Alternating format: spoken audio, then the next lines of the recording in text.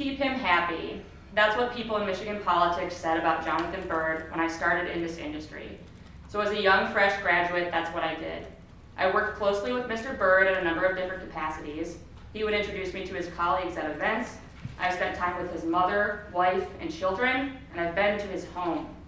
Over the course of 5 years, we became friends, a friendship which made me appealing to potential candidates who wanted the money and power that Mr. Byrd represented. That's why I was there in April 2022, to maintain a positive relationship with the person who held my career in his hands. That all came crashing down when Mr. Byrd assaulted me at the Park Club. When we met the next day, I emphasized how important my reputation is to me, and he assured me that the incident would in no way jeopardize my career. Whether he intended to harm my reputation or not, my career is no longer the same.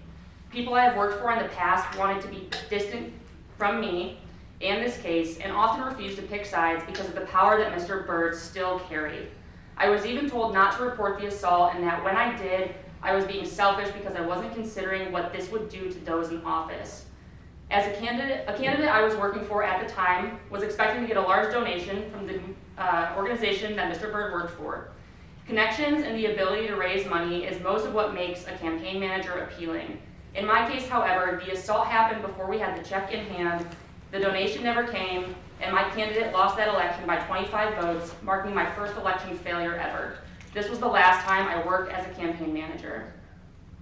Mr. Byrd was my friend and my political ally.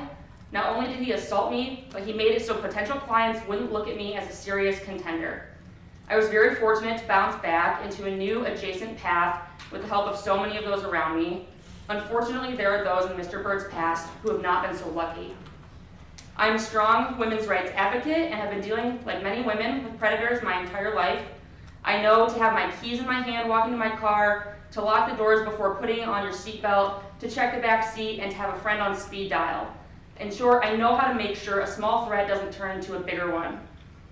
On the night of the assault, I believe I did everything I could for my safety. I tried to backpedal the conversation, I didn't cause a scene, I said no, and I left when I realized none of it was working. The only mistake I made was trusting someone I shouldn't. While I know I did nothing wrong and the assault was not my fault, I woke up feeling like it was. I felt like I had betrayed the man who is now my husband. I played the night over in my mind. What more could I have done? What did I do that made me deserve this? My strength was faltering. I am someone who protects the weak when they need protecting, who scoops up the pieces. But now I was the pieces, all because Jonathan Byrd wanted something and I had the nerve to tell him no. It took me months, lots of painful conversations, and several breakdowns to accept that this wasn't my fault.